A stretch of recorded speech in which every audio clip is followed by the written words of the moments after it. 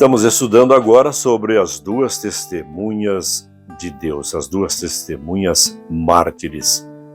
Existem algumas doutrinas, alguns ensinamentos em nossos dias que apontam para essas duas testemunhas como sendo Moisés e Elias.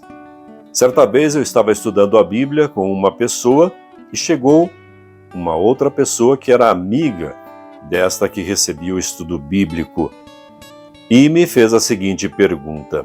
Estávamos estudando sobre o livro do Apocalipse e a pergunta que ela me fez, com a intenção de colocar aquilo que eu estava dizendo em xeque, colocando-me contra a parede, diríamos assim, foi a seguinte: Hildo, quem são as duas testemunhas do Apocalipse? Eu poderia ter explicado, poderia ter pego o texto bíblico e, com base na palavra de Deus, com aquilo que Deus revelou sobre o assunto, explicar para aquela pessoa, poderia ter explicado naturalmente. Mas o estudo daquela noite não era sobre as duas testemunhas. Estudaríamos um pouco mais para frente, como estamos fazendo aqui. Progressivamente, estamos conversando sobre temas do Apocalipse e sempre dentro do contexto, não achando, portanto, um pretexto para a gente não acreditar no que está revelado ali. Existe muita coisa ainda que nós precisamos aprender, mas dentro daquilo que foi revelado por Deus, de acordo com a exegese bíblica, ou seja, seguindo os parâmetros que a própria Bíblia apresenta, onde nós pegamos um pouquinho aqui, um pouquinho ali, um pouquinho aqui, um pouquinho ali, regra sobre regra, mandamento sobre mandamento, um texto de um profeta, de um escritor bíblico, comparando-o com o que outro escritor bíblico escreveu sobre o mesmo tema, nós conseguimos entender. E o livro do Apocalipse é assim que se estuda. O livro de Daniel também.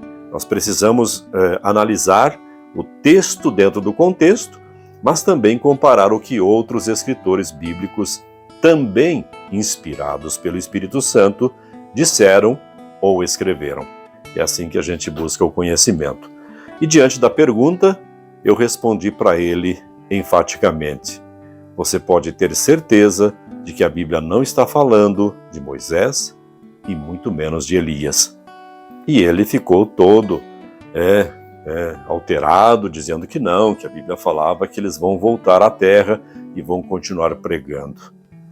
Agora eu te pergunto, por que Deus teria que trazer Moisés de volta e Elias de volta? Para pregar o quê? Se as pessoas não creem naquilo que eles escreveram na própria Bíblia, naquilo que eles disseram. Moisés escreveu a Torá, o Pentateuco, os 5 primeiros livros da Bíblia. E a maioria dos cristãos hoje nega a própria eficácia do Antigo Testamento, alegando que isso não é mais necessário a gente aprender. Ora, se as pessoas negam o que Moisés escreveu e dão pouco valor ao que Elias disse, bom, o que eles vão vir fazer aqui na Terra, agora no final de tudo, se as próprias pessoas que advogam a este favor ou a favor desta doutrina de que eles voltarão a pisar este planeta e depois serão mortos e ressuscitados, o que eles vêm fazer aqui se você e eu, que deveríamos crer no que a Bíblia está dizendo, não acreditamos? Não colocamos em evidência o que Moisés falou e escreveu, e muito menos o que Elias profetizou. Então, se não é Moisés e Elias, temos que saber por quê. Ou se é Moisés e Elias, temos que descobrir na palavra de Deus se de fato é isso que vai acontecer.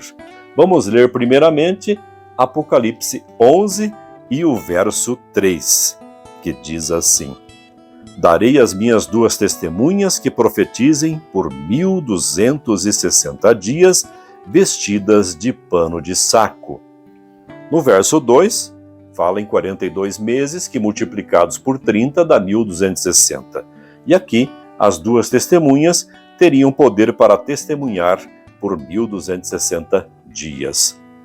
Ou seja, essas duas testemunhas teriam força da palavra de Deus para pregar por este período. E é isso que nós temos que entender. Agora vamos para João, capítulo 5. João, capítulo 5, o Evangelho. Nós temos também as cartas de João e o Apocalipse, que ele também escreveu.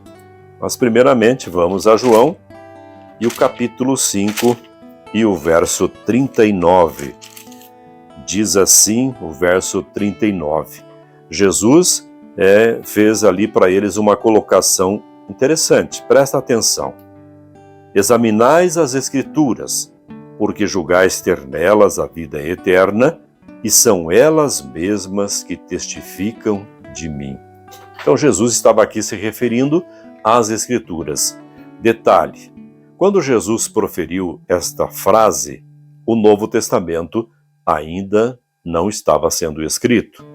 Ele estava acontecendo diante dos atos, das atitudes, das evidências da presença de Cristo e, posteriormente, dos atos dos apóstolos e os atos do Espírito Santo da igreja primitiva e que deu sequência, portanto, ao complemento da Bíblia, hoje com 66 livros, 39 no Antigo Testamento e 27 livros no Novo Testamento. O maior escritor do Novo Testamento é Paulo. Mas os outros discípulos escreveram, e Lucas, que não era discípulo de Cristo, mas foi um estudioso da Bíblia e fez pesquisas profundas, revelou também o seu Evangelho, mostrando as atitudes, as palavras de Jesus, e mais tarde ele ajudou a escrever também o livro de Atos dos Apóstolos. Então nós vemos aqui uma grande evidência da parte de Cristo em relação às suas duas testemunhas, as Escrituras Sagradas. Nós temos hoje o Antigo e o Novo Testamento. Seriam essas as duas testemunhas de Deus que testemunhariam por 1260 anos? Olha só, vou repetir o capítulo 11 e o verso 3 de Apocalipse. Deixa eu só voltar aqui para que a gente possa localizar. Darei poder às minhas testemunhas para que profetizem por 1260 dias, vestidas de saco. Olha só, primeiro 1260 dias.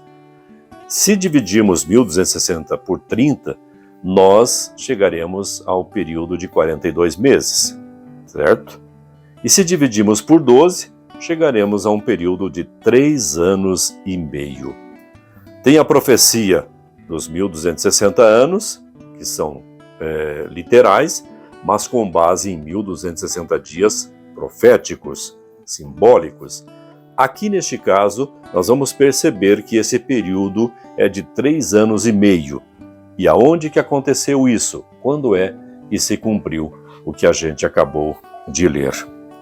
Existem duas testemunhas fiéis que revelam as obras do Senhor, o Antigo e o Novo Testamentos. Jesus Cristo disse que as Escrituras Sagradas oferecem um testemunho fiel a seu respeito, e os que examinam as instruções contidas nele com profundidade encontrarão a vida eterna. O estudo diário da Palavra de Deus oferece vários benefícios, entre eles o desenvolvimento da mente e do caráter. A Bíblia foi inspirada pelo Espírito Santo.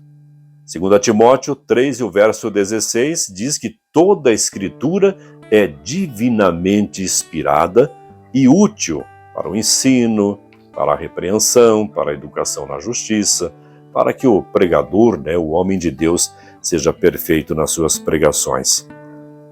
E quem examina, entra em contato com a mente de Deus. Que grande privilégio, você não acha? Portanto, meu amigo, aqui nós já temos uma dica.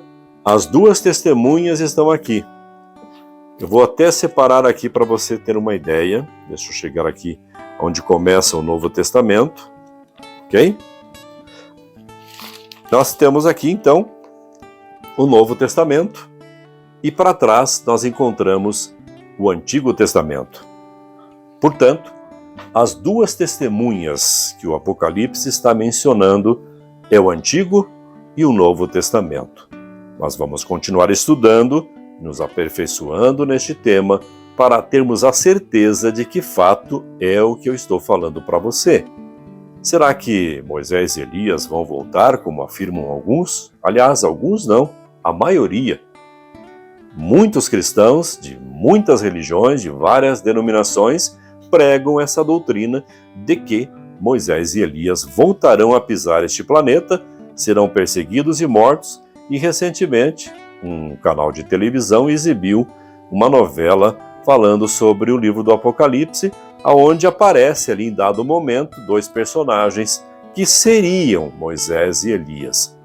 Mas como eu falei, se você, meu amigo, não acredita no que esses dois profetas disseram e escreveram, vai acreditar se aparecesse por aí dois homens vestidos de saco e pregando?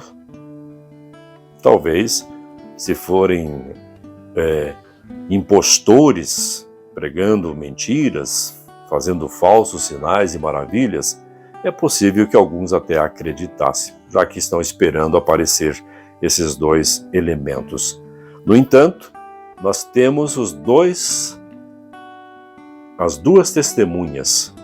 E por que elas foram vestidas de saco? Nós vamos entender tudo isso também. Por que 1260 dias, 3 anos e meio? O que Deus está querendo nos transmitir? Como eu falei no começo do estudo, nós estamos diante de uma grande batalha entre a verdade da palavra de Deus e o ateísmo. Nós temos agora, no final dos tempos, que escolher entre acreditar naquilo que a Bíblia ensina e aquilo que o ateísmo, o evolucionismo, prega por aí. Temos que escolher.